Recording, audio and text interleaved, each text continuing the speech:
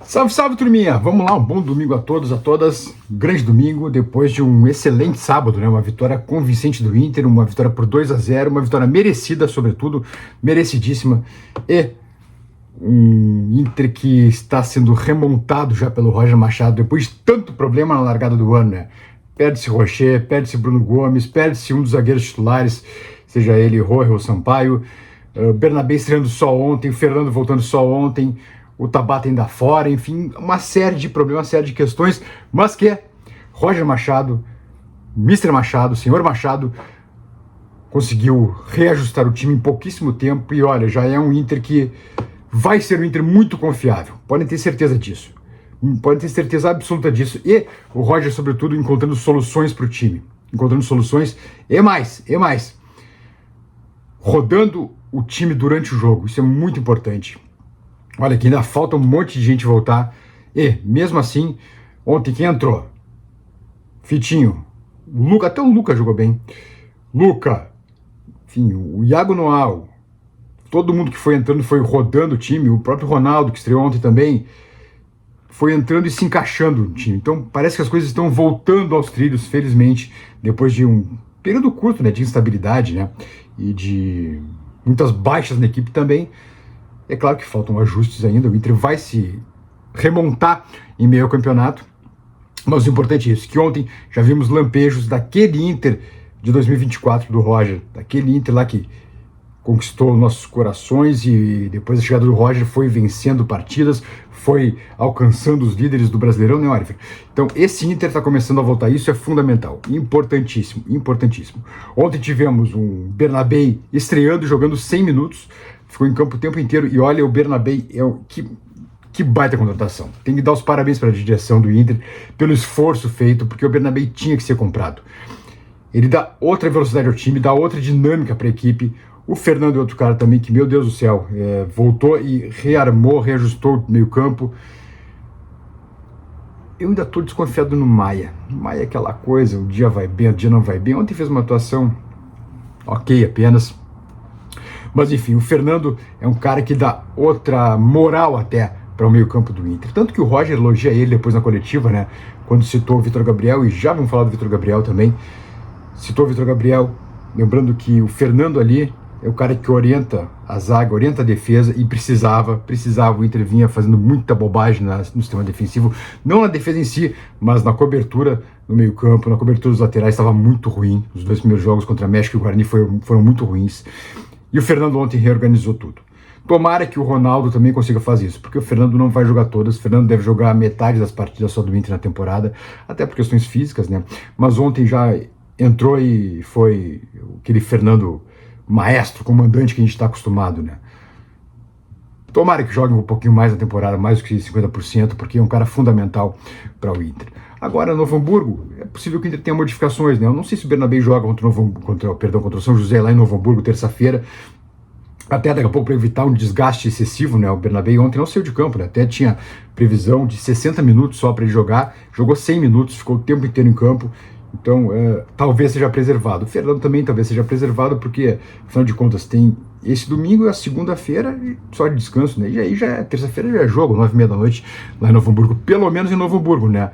E não é por culpa do Inter, por culpa do São José, que não conseguiu arrumar seu estádio a tempo, depois da briga entre a sua torcida e a do Pelotas, e então precisou transferir o jogo para Novo Hamburgo. São José, antes que a mais fiscalizadora comece a enlouquecer. Né, porque já começaram, já começou, a choradeira já começou, é Ruralito, é cafezinho, não importa, quando eles veem o Inter começa a ganhar, eles estão morrendo de medo do Inter, na verdade, né, e aí já começa aquela favorecimento ao Inter, entre aspas. Já vamos falar do pênalti também do Rafael Klein.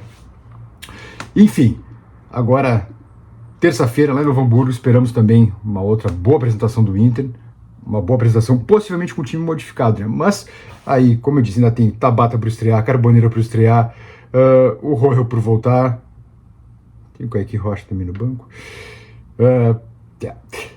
enfim, tem uma série de jogadores que ainda não entraram. Tem o Prado e o Matias, que felizmente não fizeram parte daquele fiasco, né, da seleção brasileira sub-20 contra a Argentina, ficaram sentadinhos no banco, graças ao bom Deus, e tem Rafa Borré, né?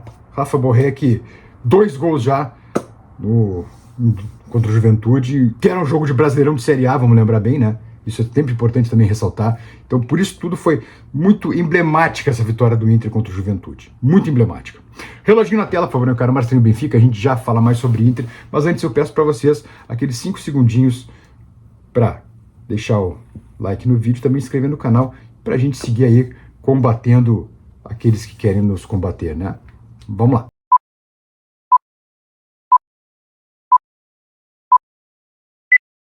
Olha, força turminha. Vamos, por favor, agora peço para o Marcelinho colocar na tela a foto do Vitor Gabriel, nosso novo zagueiro e, digo mais, com chances muito grandes de ser o novo zagueiro titular do Inter. Um guri que entrou com uma personalidade muito forte. Eu já tinha visto o Vitor Gabriel jogando como lateral esquerdo do Inter, do time sub-20, inclusive com a abraçadeira, ele era o capitão do time. Tinha me impressionado mais não tanto pelo futebol dele, mas mais pela personalidade. Uma entrevista pós-jogo, até não lembro quanto é que tinha sido o jogo, mas aí o Sport TV entrevistou ele, essas copas de base. E, pô, fiquei impressionado com o guri tranquilo, o guri falando grosso assim, falando muito bem, palavras fortes, e tinha me impressionado muito. E aí o Vitor Gabriel agora sobe, né? Foi trocado pelo Johan, lembrando que ele está por empréstimo ainda no Inter, com o empréstimo do Johan, mas o Inter tem possibilidade de compra do Vitor Gabriel ao final da temporada. Me parece que, e aí o mérito total do Roger, que viu o guri com potencial, me parece que tá pintando um novo titular. Pela tranquilidade desse menino, é claro que a amostragem é pouca, é verdade que ele entrou em Bagé, fez o gol do empate, ontem jogou de forma tranquila também, chegou várias vezes ao ataque, quase fez um gol também numa cobrança de escanteio, ele cabeceia, ele sobe mais alto que todo mundo, só que cabeceia para fora, uma pena que ele tá meio torto no lance, mas olha, um guri muito tranquilo, um guri que joga pelo lado esquerdo, deixando o Vitão na direita, que é onde o Vitão se sente mais confortável, né? E o Vitão, inclusive, foi capitão do Inter ontem, né? Saiu o Alan Patrick e o Vitão ficou com a abraçadeira. O Inter dando moral pro Vitão aí, porque tomara que ele fique. Mas então, acho que tá pintando um novo titular do Inter, o Vitor Gabriel na zaga. Muito sereno, gostei muito da atuação do menino. O pênalti. Gisel Elias, na Rádio Grenal, nosso comentarista de arbitragem, que, por sinal, foi árbitro, né? Ele era árbitro, efetivamente, da Federação Gaúcha de Futebol, atuou como árbitro, ou seja, conhece porque teve lá, disse que foi pênalti. E é evidente que foi pênalti. É o bração do Cipriano, que, aliás, o Klein errou mesmo, errou no lance, errou ao não dar cartão amarelo para o Cipriano. O Klein já tinha omitido um pênalti contra pro Inter contra o México, porque o VAR é o Daniel Bins, que não costuma, né? Não costuma chamar, quando é o VAR, parece que fica tirando uma sonequinha. Não tinha chamado, e o mesmo lance, empurrão pelas costas também, do México, do jogador mexicano, no Borré, que nada foi marcado, no Valência nada foi marcado. Ontem um lance idêntico também, aí o VAR chama, o Klein vai lá rever o lance e marca o pênalti pro Inter. Pênalti muito bem marcado, por sinal, e o Borré vai lá e converte, e o Inter que, segundo o Roger agora, tem opções de batedores de pênalti. Os jogadores é quem decidem na hora. Se é Alan Patrick, se é Borré, não sei quais são os próximos batedores, né? Porque, enfim, tivemos 2 pênaltis apenas marcados até agora para o Inter, um do Alan Patrick e outro do Borré, convertido por um e por outro.